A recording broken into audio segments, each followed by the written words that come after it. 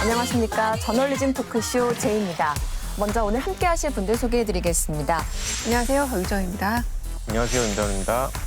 네, 최욱입니다. 반갑습니다. 네, 그리고 오늘 주제를 위해서 유현재 서강대 신문방송학과 교수, 미디어오늘 금준경 기자도 함께하겠습니다. 네, 반갑습니다. 안녕하세요. 윤재입니다. 네. 우리 그 유현재 교수님은 제2 출연 이후에 예. 여기저기 방송에 많이 나오는 것 같아가지고 예. 심히 우려스럽습니다. 네, 그러다가 이제 한 방에 가거든요. 네. 선글라스 하나 또 장만한 거 아니죠? 속에서 난리 났는데 네. 평정심을 지키도록 하겠습니다. 네, 항상 자중하시고 겸손하시기 바랍니다. 노래 이야기 안 하시나요? 아니 그 교수신데 그 다른 방송에서 뭐 노래도 부르시고 하는 걸 보고 많이 실망했습니다. 오늘은 자유로운 영혼입니다. 네. 한 소절 부르고 시작하실까요? 아, 제 입에 맞출 수는 없죠. 오 놀라워라. 역시 준비하신 걸로. 네, 오늘도 놀라운 비평 기대를 하겠습니다. 네, 저널리즘 토크쇼 제이, 먼저 추미애 법무부 장관 아들의 휴가 특혜 의혹 논란과 관련해서 새로 등장한 쟁점을 짚어보겠습니다. 지난 13일 해당 의혹 논란의 중심에 있었던 당직병 현모 씨가 자신의 인터뷰를 보도한 조선일보를 상대로 언론중재위원회에 정정 보도를 요청했습니다. 해당 기사가 고의적 왜곡과 사실관계를 조작했다는 내용인데요. 내용을 좀 살펴보면 타령이라거나 외압이라는 등의 현모 씨가 이야기하지 않은 것까지 마치 이야기한 것처럼 사실을 왜곡하였습니다라는 내용이 있습니다. 현 씨가 사실이 아니라고 주장하는 기사 내용, 사실상 이번 특혜 의혹의 핵심이 아닌가요? 일단 이 사안의 문제점을 좀 구체적으로 적시할 필요는 있겠다. 가령 보도를 하면서 이러이러한 내용을 비춰봤을 때 사실상 타령이고 사실상 외압이 있었던 것으로 평가한다라는 조선일보가 기사가 나왔으면 사실 문제될 게 아니죠. 그런데 조선일보 기사에는 분명 현모 씨가 직접 타령이라는 말은 구체적으로 했고 외압과 관련된 정황들도 본인이 직접 진술한 것처럼 기사는 나온 거거든요. 그러니까 조선일보가 굳이 이렇게 쓴 것도 이게 더 효과적이라는 판단이 있기 때문일 것인데 지금 현모 씨의 주장처럼 이게 사실이 아니라면 조선일보는 그냥 거짓 기사를 낸 거지 이것을 왜곡 기사라고 얘기하는 것조차 어쩌면 문제를 축소하는 상황이 되겠다라는 생각이 듭니다. 이 사안에서 가장 중요한 두 마디가 바로 타령이냐 아니냐 그리고 외압이 있었느냐 없었느냐 이 두 가지를 가지고 정치권을 비롯해서 대한민국을 들썩했었습니다. 그런데 지금 현 씨가 당직병이었던 현 씨가 뭐라고 얘기하냐면 타령이라고 말한 적 없고 외압이라고 말한 적 없으나 기사에 등장했다는 게 요지인데요. 원래 원소수 단일 취재원이면 그 신뢰성에 대해서 굉장히 오히려 교차 검증도 하고 팩트 체크도 해야 하는데 그때 당시는 그런 거 없이 그냥 의제를 만들어서 밀어붙였고. 이슬기 기자, 네. 이건 크게 두 가지인 거죠? 네, 그렇습니다. 당직 병사는 당시 상황을 다르게 기억하고 있었습니다. 내가 잘못 알고 있는 거라면 나를 고발하면 되지 않겠냐. 내가 허위 진술을 하고 있는 거니까 나를 고발하면 간단할 건데. 두 번째 병가가 끝나기 전에 휴가 신청을 제대로 했는지가 핵심인데 그런데 검찰이 당시 상황을 증언해 줄 수 있는 사병을 추가로 파악하고도 관련 조사 일정을 잡지 않고 있는 것으로 확인됐습니다. 그때 당시 당직병 현모 씨도 그 부분에 대해서 함구하고 있었다는 건데 왜 이제 와서 이렇게 되는가. 조선일보 측에서도 입장을 냈습니다. 본지는 해당 기사를 녹취와 직접 면담한 자료 등 근거를 갖고 작성했다는 점을 밝힌다라고 했는데요. 또 일방의 입장만 반영하고 본지 측 반론을 받지 않은 기사들에 대해서도 정식으로 문제 제기를 할 예정이라고 밝혔습니다.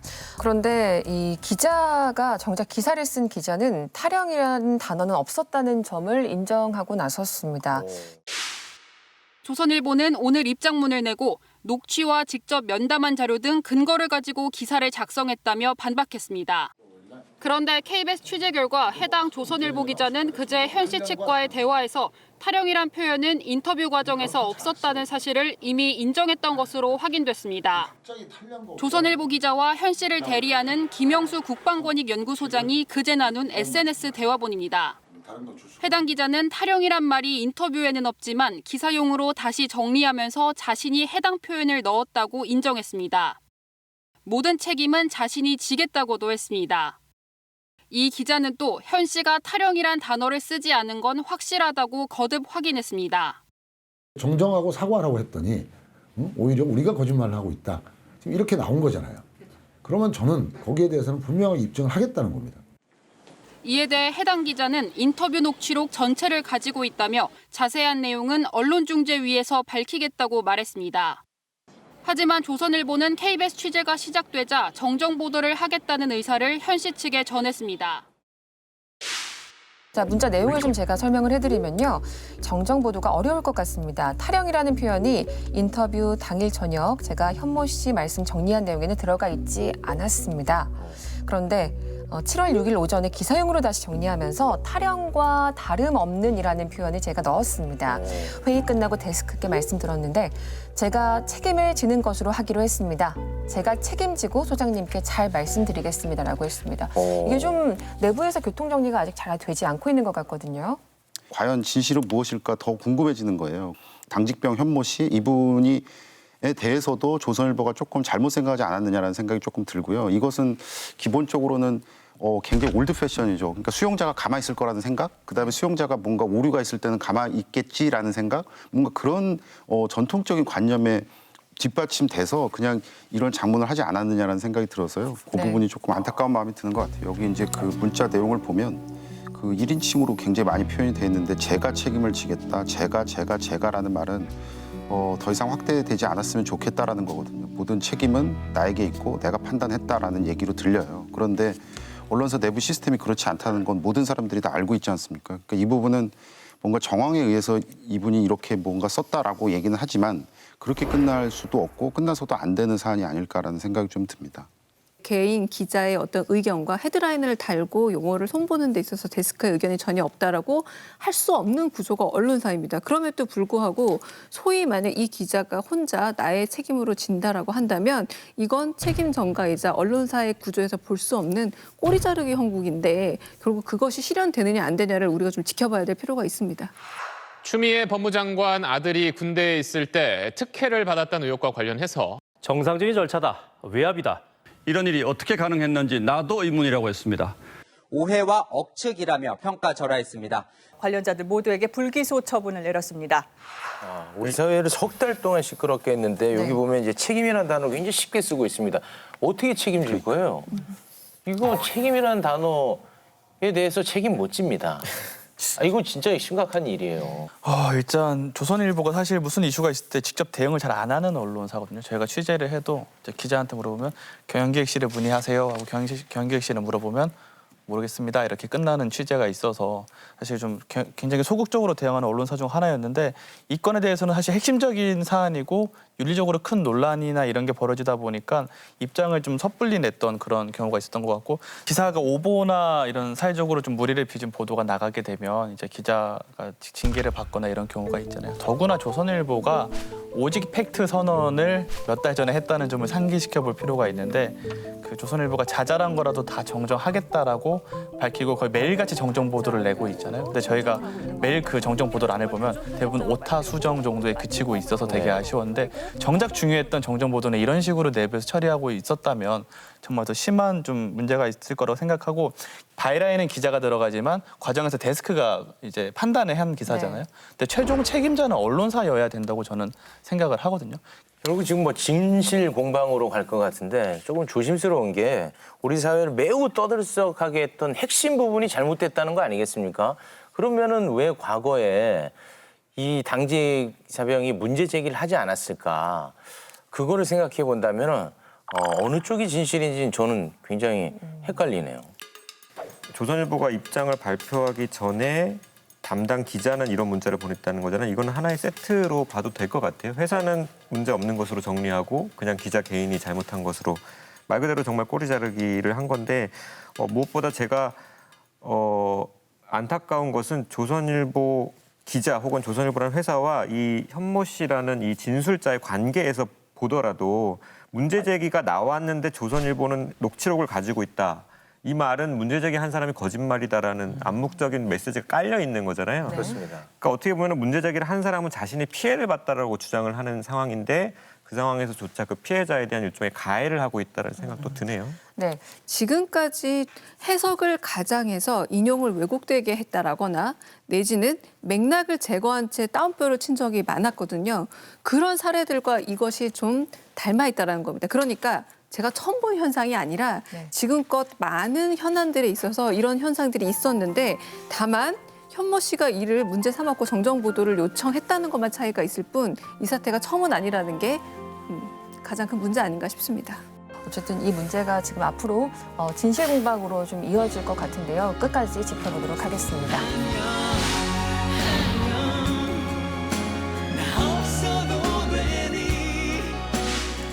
네, 계속해서 제2가 방송되고 있는 KBS를 비롯해서 방송계의 뒷광고 문제를 자세히 분석해 보겠습니다. 최근에 그 유튜버들의 뒷광고 논란 굉장히 뜨겁지 않았습니까? 그래서 아직까지도 돌아오지 못하는 유튜버들도 너무 많고 심지어 채널이 없어진 경우도 있었거든요. 근데 당시를 회상해 보면 기성 언론들이 엄청 세게 비판을 했었어요. 알고 봤더니 기성 언론들도 자유롭지 못하더라 이건데 우리 금준경 기자가 관련해가지고 EBS의 뒷광고 문제를 지적하는 보도를 냈는데 네. 와 이번에는 언론들이 여기에 또 주목을 하지 않고 있어요. 네. 완전 흥행 실패했어요. 이거 살려내야 됩니다. 맞습니다. 네, 어떤 내용인지 좀 소개 좀 해주시죠. 네, 지난 4월부터 EBS에서 머니톡이라는 프로그램을 방송을 시작했습니다. 이런 간편인데 엄청 들어가네요. 39만 원의 간편 종신 보험이었습니다. 보험료가 절대 오르지 않는 비갱신형으로.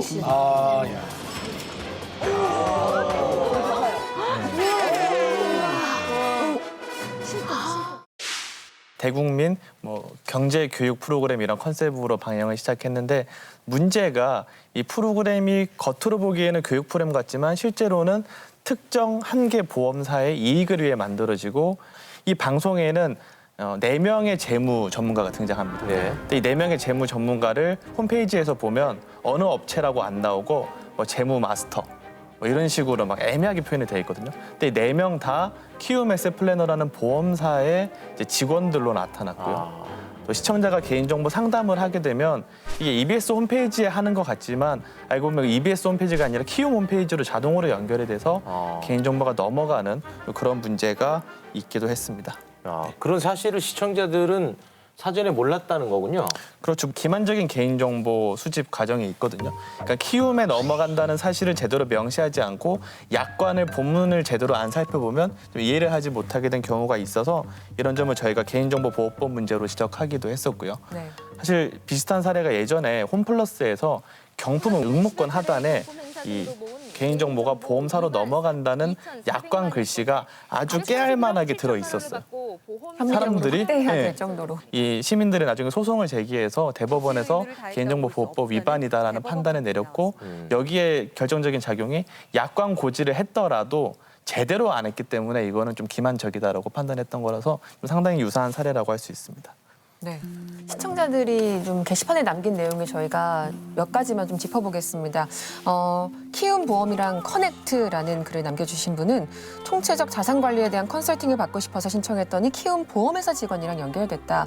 결론은 기존 보험 싹 해지하고 키움에서 요구하는 보험으로 갈아타라였다. 누구나 참여 가능하다는 식의 광고는 어이가 없다. 시청자를 돈으로 보는 느낌, 전화 받는 것도 EBS가 아니라 보험회사입니다. 라면서 방송 출연자와 상담자 사이에 이 차이가 있는 것에 대해서 비판을 한 분도 있었습니다. 이 방송 홍보 문구가 그렇더라고요. 버려지거나 잠자고 있던 숨은 돈을 국내 최고 재무 전문가와 함께 찾아내는 신개념 토크쇼다. 그러면 키움 입장에서 이 방송을 보면요. 매주 한 차례씩 공영방송에서 자신들을 국내 최고의 재무 전문가라고 소개를 하고 있고 그 공영방송 상담 창구를 통해서 수집되는 개인정보가 이 회사의 영업 자료로 들어오는 거예요. 근데 그걸 심지어 이제 판매까지 했다라는 거잖아요. 그러니까 키움 입장에서 보면 요새 말로 개이득인 거죠. 그러면은 키움이 얻게 되는 그 이득의 크기만큼 사실은 고스란히 피해자들한테 그러니까 청취자들한테 간다면 보면 되는 것 같은데 시청자 게시판을 보면은 상담 신청했더니 기존 보험 해지하고 키움으로 갈아타라더라. 집까지 찾아와서 보험 계약을 했다는 얘기도 나오고 뭐 설계를 맡기면 무조건 가입해야 된다. 뭐 이런 말들까지 나오고 있다고 하는데 저는 지금으로서는 좀 의아한 게 이런 실태가 어느 정도 드러났음에도 지금 그 방송 계속되고 있잖아요. 포맷도 유지되고 있고 그거는 좀 그게 더 의아하기도 하더라고요. 아, 유튜브는 다 날라가거든요. 야, 오늘 희한하네. 그 EBS에서 점심쯤에 이제 보도자료를 내고 이 프로그램을 폐지하겠다.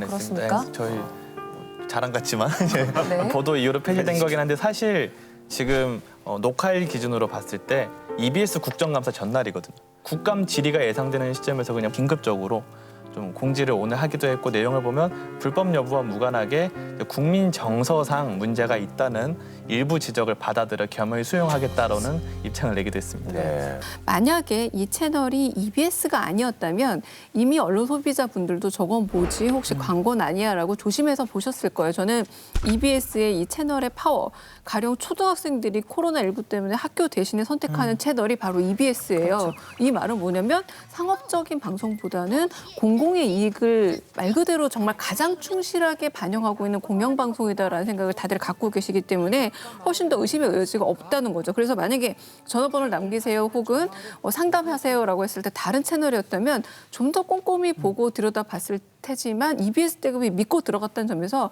훨씬 더 저는 기만의 그 농도가 짙다라고 보여집니다. 그 해당 기업은 어쩌면 그 교육방송이라는 미디어를 그냥 그동안 굉장히 개발하기가 힘든 소비자들을 개발할 수 있는 굉장히 좋은 비즈니스 모델 전략적 파트너겠구나라고 정말 속으로는 쾌재를 불렀을 가능성이 있어요. 사람들이 키움 보고 전화했겠습니까? EBS 보고 전화했을 거 아니에요. 그러면 사실 이거는 굉장히 심각한 사안이라고 생각하고요. 만약에 이거 되기 전에 EBS가 만약에 이런 관련 사안을 디테일까지 알고 만약에 진행했다. 이거는 윤리 감수성도 의심받을 수 있는 겁니다. 그런데 반면 또 이걸 또 몰랐다? 이러면은 이건 무능인 거죠. 그러니까 이거는 정말 총체적인 난국이고 소비자들을 불용한 사태다라고 말씀을 드릴 수가 있을 것 같습니다. QMS 플래너 측 내부 자료를 좀 더 말씀드리자면 이런 표현이 있습니다. 지상파 채널 확대는 콘텐츠 신뢰도 측면에서 우수하며 새로운 시장 확보에 도움이 된다. 지상파 방송이 늘어나면서 DB 확보에 많은 도움이 되고 있다. 이런 표현들이 실제로 등장하는데 원래 이 방송 DB 사업이 말씀 주셨던 것처럼 케이블이나 경제 채널에서 일부 행해졌던 거거든요. 근데 그때는 영향력이 크지도 않을 뿐더러 시청자들이 크게 신뢰하는 채널들이 아니기 때문에 그냥 보고 사회적으로 크게 문제가 되지 않았던 것 같은데 EBS는 훨씬 더 공적이기도 하고 좀 그런 면이 있기도 하고요. 또 저희가 또 취재한 내용을 보니까 어떤 프로그램이 작년에 폐지가 됐더라고요. 그러니까 왜 폐지했냐고 물어보니까 이제 내부 심의실에서 검토를 해보니까 이거 문제가 많아서 우리 종영시켰다라고 하더라고요. 그러니까 케이블 채널에서도 문제가 인지돼서 종영하는 거를 EBS가 받아서 지금 대국민 교육이라고 포장을 했던 그런 상황인 것 같습니다. 폐지가 되긴 했지만 어쨌든 서민을 위한 재무 설계 프로그램을 표방한 방송이 결국에는 한 보험사의 전국구 영업 창구로 활용됐다는 비판에선 자유롭지 못할 것 같습니다. 제2의 EBS가 밝힌 입장을 좀 알려드리면요.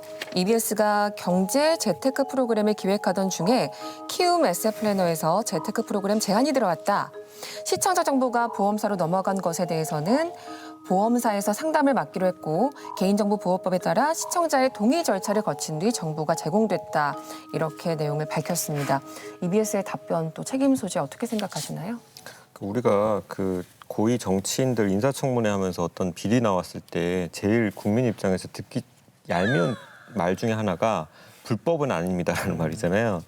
법은 지켰습니다. 위법사항은 아닙니다.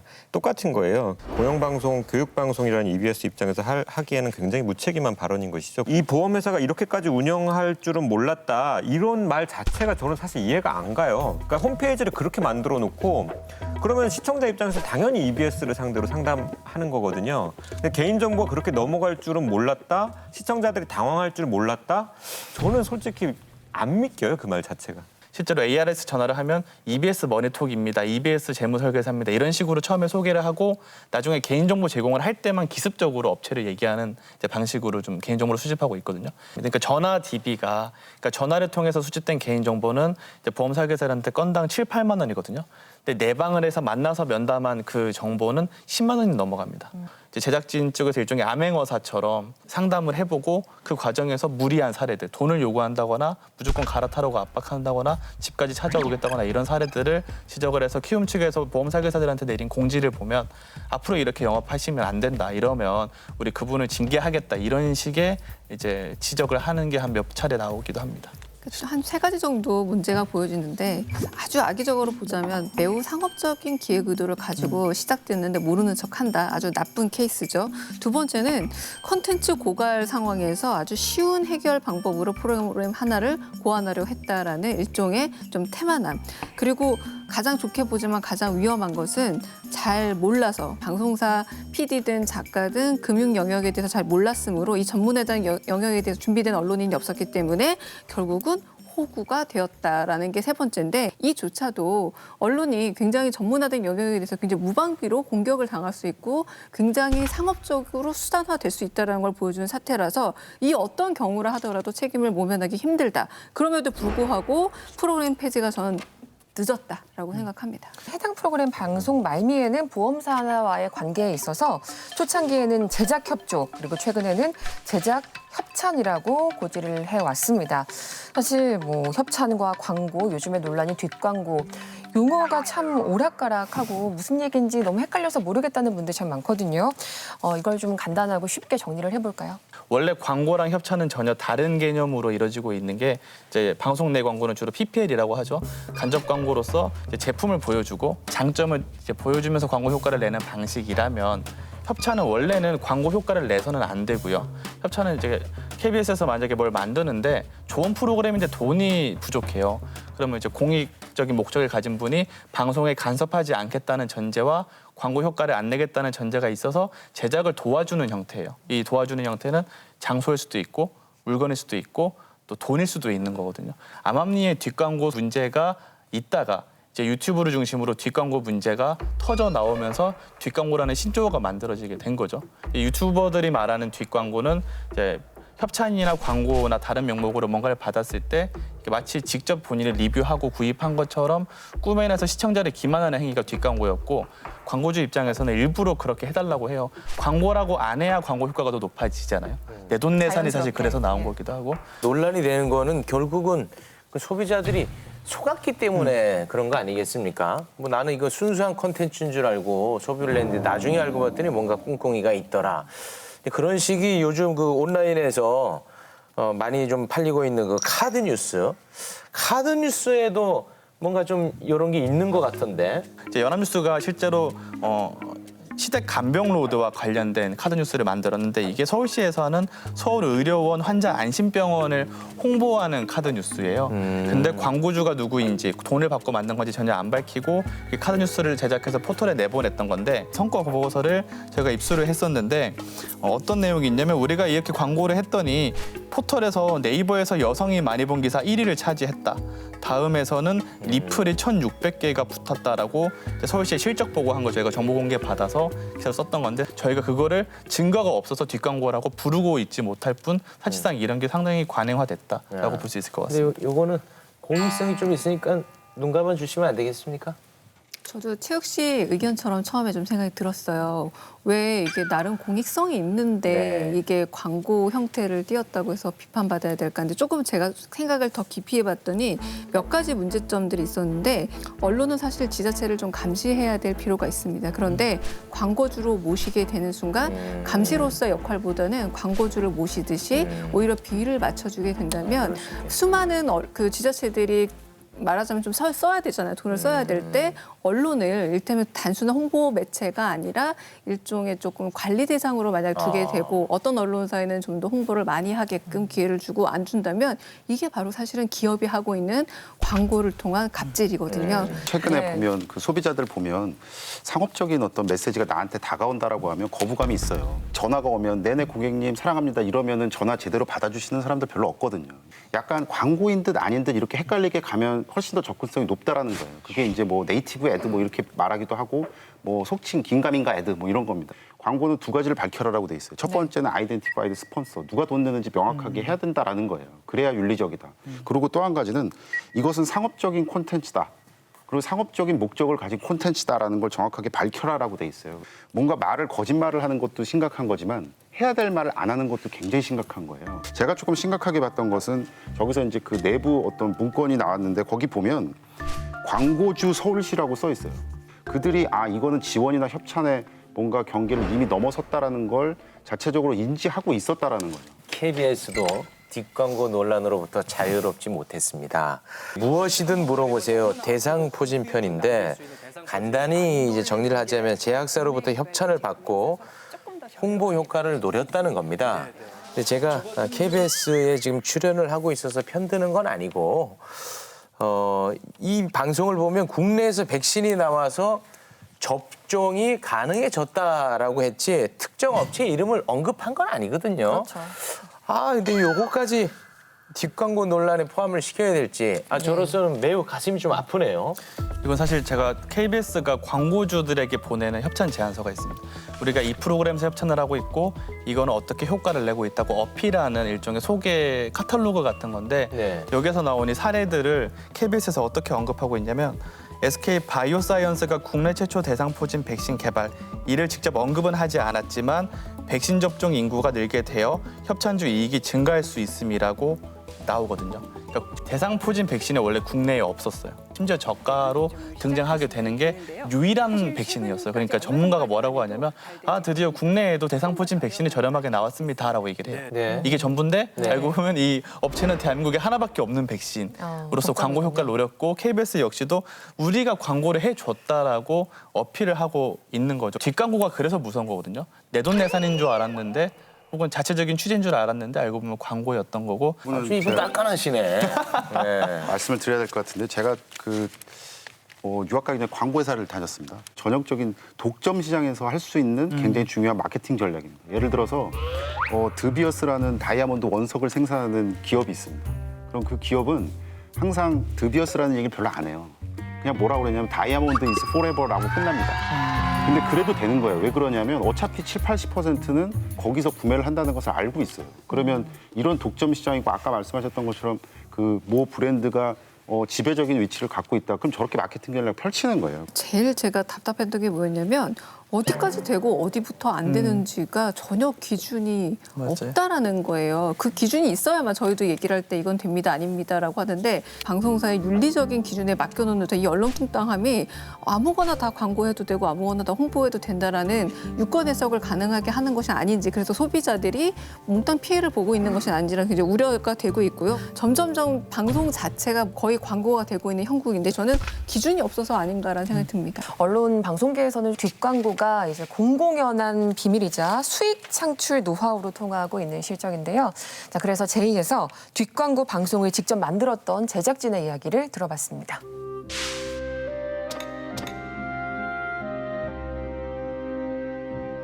어떤 류의 프로그램에서 혹시 일을 하신 경험 있으신 거예요? 저는 모 방송사 아침 프로에 건강 정보 프로그램이 있어요. 그 프로에서 일을 했었어요. 뒷광고처럼 볼 수 있는 그런 협찬이나 고지하지 않는 협찬 이런 것들이 있었어요. 그 프로는 뒷광고를 하는 전문 프로였다고 생각하셔도 될 것 같아요. 내용들이 저희가 이제 받은 제품의 광고를 위해서 짜맞추는 내용들이었거든요.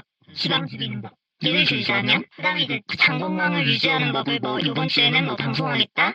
그러면 프리바이오틱스를 홍보하기 위해서 이제 그런 테마를 잡는 거고요. 근데 요즘 같은 경우는 경광프로가 워낙에 많고 또 잘 되니까 거기 이제 협찬을 주고 따오는 대행사가 또 생겼어요. 홍보 대행사가. 그리고 돈이 되니까 이것만 전문적으로 하는 대행사가 생긴 거죠. 나눠먹게 하는 거예요. 대행사에서 제품을 홍보하는 대가로 준 제작비, 홍보비를 일단 협찬을 따온 광고 대행사에서 일정 부분 가져가고 또 외주 대행사에 이제 나눠주고 그 외주 대행사는 또 그 방송국에 또 나눠주고 이런 식으로 이제 진행을 하는 거죠.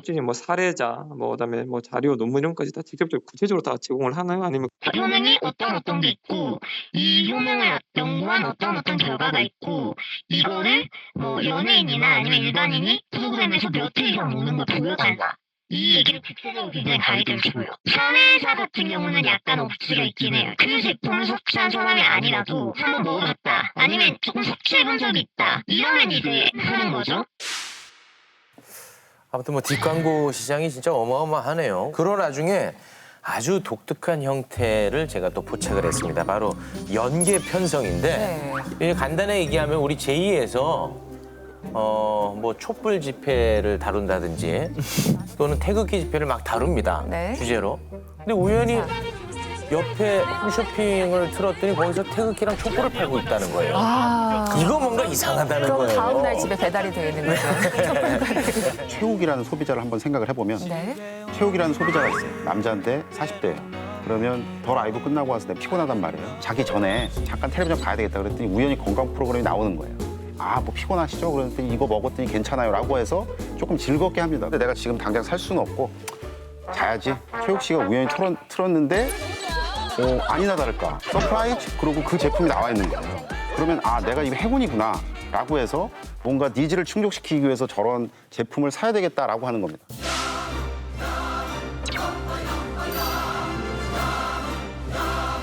다이어트가 잘 되시지 않는다고 하면 장내 비만균이 원인이 될 수가 있어요. 유산균을 좀 드시는 게 도움이 될 수 있습니다.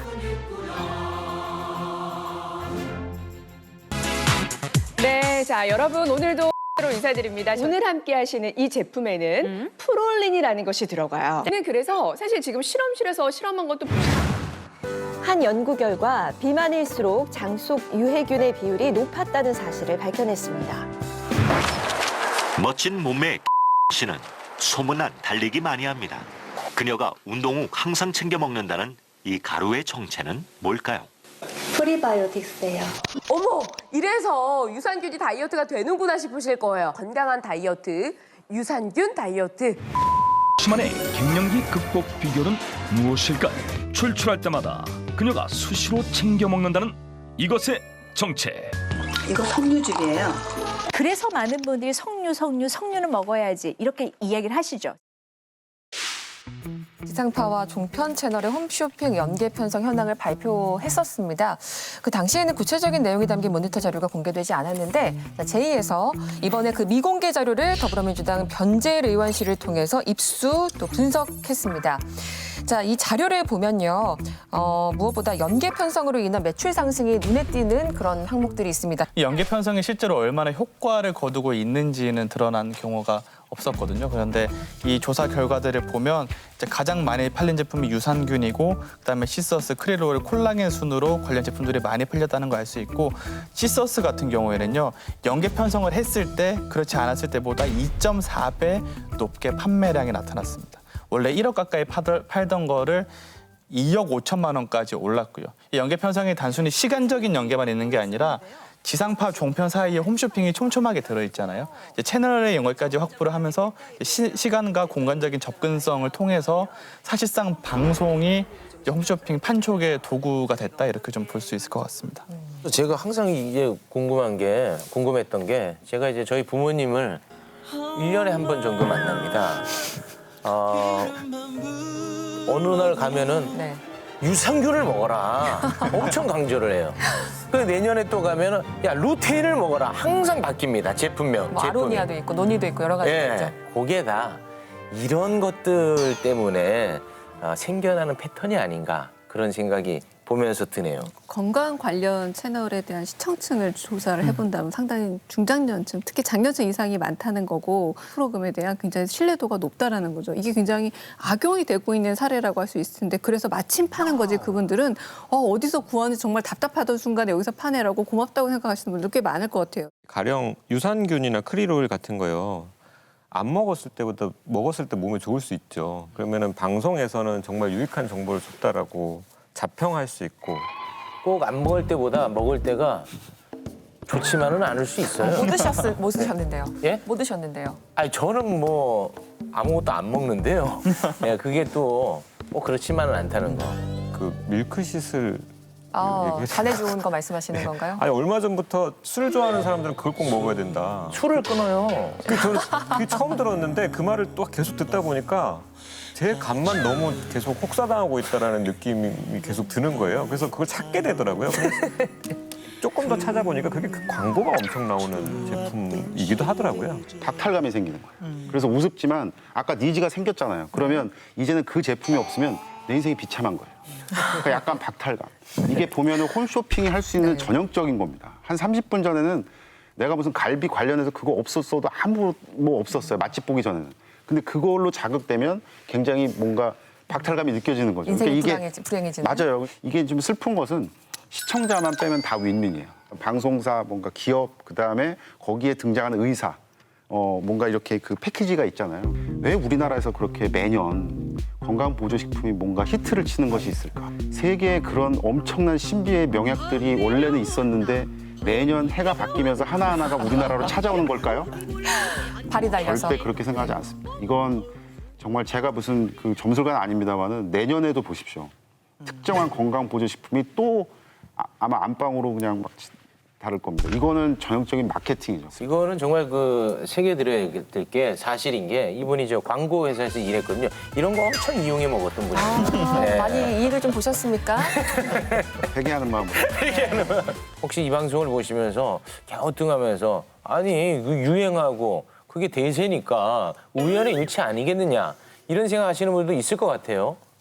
근데 보니까 가령 올해 1월 21일 날 홈앤쇼핑과 SBS 모닝와이드가 비슷한 시간대에 유산균 관련 방송과 상품 판매를 한 적이 있고 이게 조금 오래전 일이긴 한데 그 2014년에 MBN 청규 누설이 아로니에 대해 방송을 했고 이어서 편성된 홈쇼핑에서 관련 제품 판매를 했는데 이때는 심지어 MBN 청규 누설이 오늘 아로니아 유용성을 집중 보도했다는 자막까지 홈쇼핑에 넣었다고 하더라고요. 그리고 그런 방송이 나갔을 때 해당 제품의 매출액이 평시 대비 3배 이상 높게 나왔다거나 목표치의 150%를 달성했다는 기록도 사실 나오고 있어서 우연이라고 보기에는 좀 어려운 상황들이 실제 있는 것 같습니다. 자막을 미리 준비했다고 보는 것이 합리적인 그렇죠. 거죠. 그 외주 제작 관계자도 취재해 보셨다면서요? 네, 지상파 관계자입니다. 이 지상파 관계자가 외주 업체에서 일하는 분인데 협찬을 너무 많이 시키는 거예요. 심지어 연계 편성까지 하게 되면서 좀 자괴감이 들었다고 하더라고요.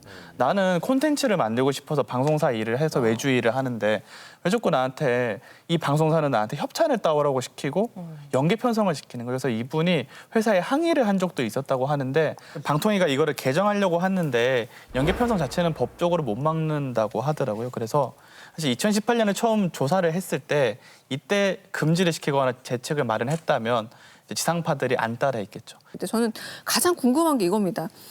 이렇게 연계 방송을 통해서 평균 매출액이 올라갈 거라고 충분히 짐작들을 다 하고 있잖아요. 네. 그럼 제가 제일 궁금한 거는 기업은 당연히 이익을 높이기 위해서 연계 방송을 추진할 것 같아요. 홈쇼핑 역시도 이렇게 하면서 더 많은 수익이 늘어나니까 홈쇼핑에도 매출이 늘겠죠. 그러니까 할 것 같아요. 그러면 여기서 방송사가 얻는 이익이 뭘까? 저는 언론은 그렇다면 여기서 어떤 이익을 보고 있는가에 대한 얘기를 왜 많이 하지 않고 있는가? 우리는 그 이익에 대해서 좀 더 파고 들어가야 될 필요가 있다라고 저는 생각합니다. 방송사의 변명은 이거예요. 우리가 이제 편성을 맞춰준 게 아니라 그 유산균 업체에서 우리한테 금요일 1시에 틀어주세요라고 하고 홈쇼핑에 가서는 1시 반에 틀어주세요라고 해서 결과적으로 우연이었다라고 이제 얘기를 해주는 거죠. 근데 이게 반박이 가능한 게 연계 편성의 KBS에서는 한 건도 지금 방통위가 잡아낸 게 없거든요. 네. 다른 방송사는 몇백 건씩 나와도. 근데 이거는 계약 과정에서 충분히 알고 있었다는 점을 일단은 찾을 수가 있을 것 같고요. 그리고 재방송을 엄청 틀어줍니다. 이제 채널A의 나는 몸신이다가 폴리코사놀 협찬이 무려 1년 만에 재방송이 되거든요. 건강 프로그램인데 1년 전에 했던 재방송이 1년 지나서 재방송을 하는 경우도 있고요.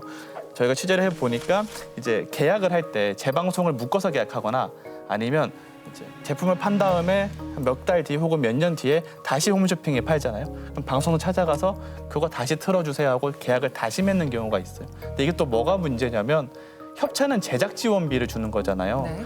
재방송은 제작비가 안 들잖아요. 근데 협찬비로 주고 있어서 또 이제 사각지대를 악용한 되게 좀 신기한 수법인 것 같습니다. 네, 그 언론이 두 얼굴인 거예요. 시청자들한테 굉장히 귀한 정보를 준다, 공익적이다, 여러분들의 건강을 위해서라고 약간 야누스처럼 두 얼굴을 활용하고 있는데 그래서 많은 시청자분들은 알짜 정보라고 생각을 해요. 결국 여긴 또 전문가도 출연해가지고 훨씬 더 신뢰감을 높여준다라는 거죠. 또 다른 문제 중에 하나로 생각해 볼 게 시장의 공정성 문제가 또 생긴다고 봐요. 왜냐하면은 이런 식으로 연계 편성을 하면서 협찬을 할 수 있는 그만한 자본이 있는 곳에서만 가령 유산균 시장에서 독과점의 지위를 유지할 수 있는 것이고 크릴오일 시장에서 독과점의 지위를 유지할 수 있는 것이기 때문에 그 제품을 판매하는 업체들 간에도 굉장한 불공정이 발생할 수밖에 없는 문제가 있다고 봅니다. 연계 편성과 관련해서 이게 얼마나 빈번하게 일어나는 일인지 시청자 여러분들 많이 궁금하실 것 같은데 자, 금 기자님, 방통위에서 이거 지금 몇 건 정도로 이야기를 하고 있나요? 일단 지금까지 방통위가 몇 차례씩 조사를 했는데요.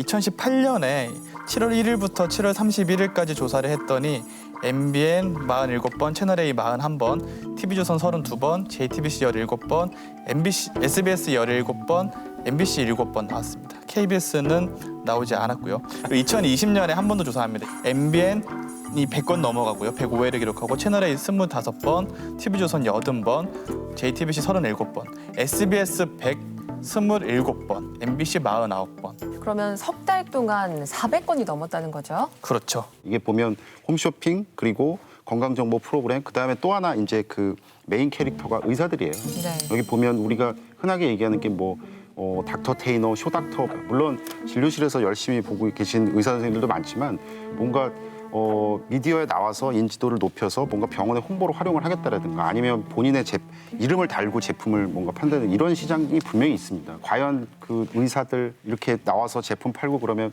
만약에 뭔가 하자가 있거나 이러면 어디까지 책임을 지을 수 있을까? 그러면 말 나온 김에 쇼닥터 한마디 좀 저도 붙이고 싶은데 네. 이 방송국 혼자서 이거 할 수 있는 건 아니지 않습니까? 협업자가 필요한데 그게 바로 쇼닥터 같은데 방송을 보면은 비타민을 막 강조합니다. 그리고 나중에 봤더니 비타민 광고를 찍고 있어요. 근데 저는 이제 워낙 의심이 많으니까 이런 사람들이 이제 신뢰하지 않습니다. 그런데 어느 날 종편을 봤는데 네. 뭐가 좋다고야 살 텐데 밀가루가 나쁘다고 그러는 거예요, 의사가. 와, 이 사람은 진정성 있는 사람이다. 믿을만하다. 아, 이건 정말 명의가 나타났다 했는데 나중에 알고 봤더니 마트에서 봤더니 글루텐이 들어가지 않은 밀가루를 팔고 있더라고. 와, 나는 거기서 정말 두 손 두 발 다 들었습니다. 이 쇼닥터뿐만 아니라 지금 뭐 방송하는 변호사 여기 나와 있죠. 방변이라고. 이런 분들도 우리가 계속 감시해야 됩니다. 네. 방변 입장에서 이게 참 어색한 말이긴 한데 저는 그렇게 생각해요. 방송에 출연하는 변호사나 의사가 얻는 게 뭘까? 방송사가 검증한 전문가라는 이미지를 얻을 수 있을 것 같아요. 그렇죠. 그러니까 대중들이 봤을 때는 최소한 적이 나올 정도면 최소한의 검증을 했을 것이다. 그렇죠. 실력이나 윤리성 면에서. 그래서 최악의 경우에 나를 뒤통수 치는 의사나 변호사는 저 사람들은 아닐 것이다라는. 근데 실제로 어떤 일이 벌어지냐. 저도 그런 제안을 받은 적이 있는데요. 어떤 방송사에 출연하는 조건으로 돈을 달라는 거예요. 그러니까 5, 6분 출연하게 되는 조건으로 380만 원을 달라고. 그러니까 그 제안을 받았다는 거예요? 돈을 내고 출연하라. 예, 방송사가 있어요. 저는 그래서 출연을 해주면 출연료를 주겠다라는 말인 줄 알았는데 자세히 보니까 돈을 가져와서 출연을 하라는 얘기더라고요. 거기서도 이제 협찬료라는 표현이 들어가 있고 거기에 밑줄이 그어져 있어요. 이거는 결국 뭐냐면 방송에 나오는 전문가에게 대중이 부여하는 그 신뢰를 가지고 언론사는 장사를 하는 거잖아요. 그러니까 이거는 누가 뭐라 해도 어쨌든 기만이고 사기 행위라고 볼 수 있을 것 같아요. 제2의 지금 얼마 내고 나오는 거예요? 네. 편집할 테니까 지금 좀 공개해 주시죠. 380만 원 없어서 아마 못 나가실 거예요. 네, 근데 380만 원이 내고서도 사실 나오려는 사람들이 있다는 것은 어쨌든 그것보다 더 홍보 효과가 크다는 거 아니겠습니까? 그러니까 경쟁이 사실은 치열하니까 제가 생각해봐도 충분히 메리트가 이익이 있을 것 같아요. 일반 사람들이 그 사람들의 능력이나 자질을 뭘 가지고 평가하겠냐 말이죠. 그러니까 변호사 입장에서는 아무도 평가할 수 있는 그 기준을 돈으로 사는 그런 효과가 분명 생기는 거죠. 명확한 심리가 있어요. 저희 어머니가 이제 많이 연로하신데 제가 뭐 학교에서 이렇게 막 수업하다 그러면 전화가 계속 와 있어요. 그래서 어머니 무슨 일이세요? 라고 얘기를 해서 하면 이름을 받아 적으래요. 그래서 어떠한 의사 이름이에요. 어머니 이 병원에 꼭 가야 돼? 그리고 어떻게 왜 그렇게 뭐 중요해? 막 하면 뭐라고 하시냐면 TV에 나왔다 아이가 이러시는 거예요.